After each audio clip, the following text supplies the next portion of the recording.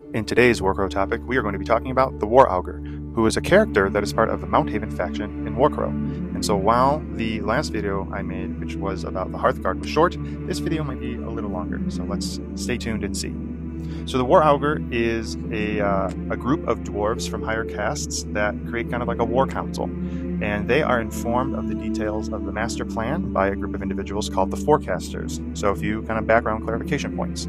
What is the master plan? Well, thank you so much for asking. It is described, from what I can tell in the lore book, as an ancestral design enriched with the knowledge gained from each generation of dwarf. So the way I can think of it is kind of like the dwarves have this plan and it gets feedback. And I don't know if this plan is living or not, but it's some sort of plan that gets feedback and gets slightly adjusted, as the dwarves experience stuff.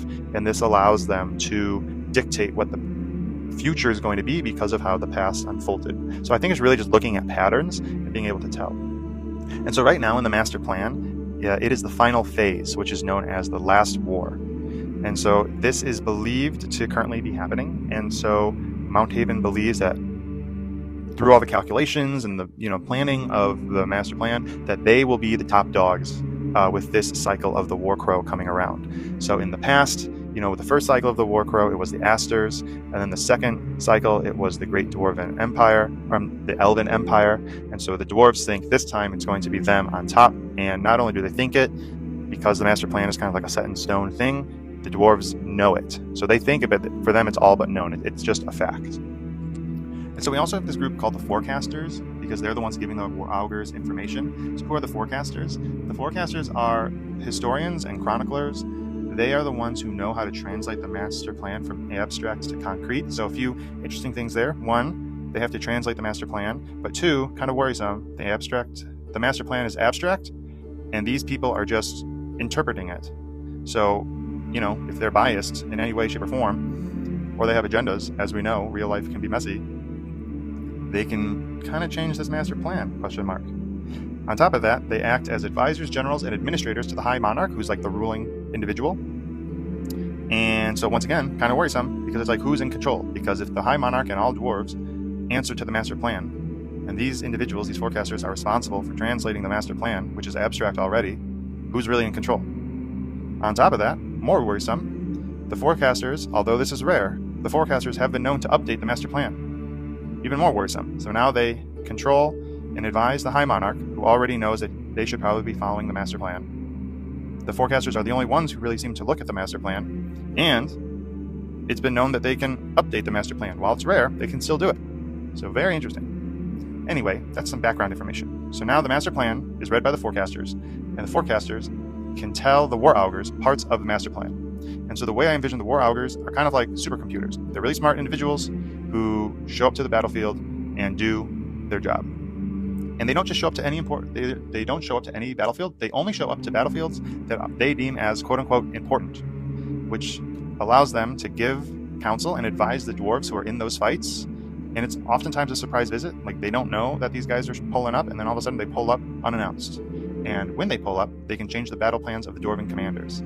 Downside, once again, sucks to be a dwarf if you're in a non-important battle, because you're in this fight, but the War Augurs don't even see it as important, so you don't go. So once again, worrisome. On top of that, Mount Haven has all these castes, so it's like these warrior caste dwarves, or if you're the Mount Haven militia, you can check that video out. You're not even in a warrior caste, and these higher level dwarves are just like, yeah, your fight isn't that important to us, so we're not going to show up. What the War Augurs do, though, when they do show up, is they provide an upper hand.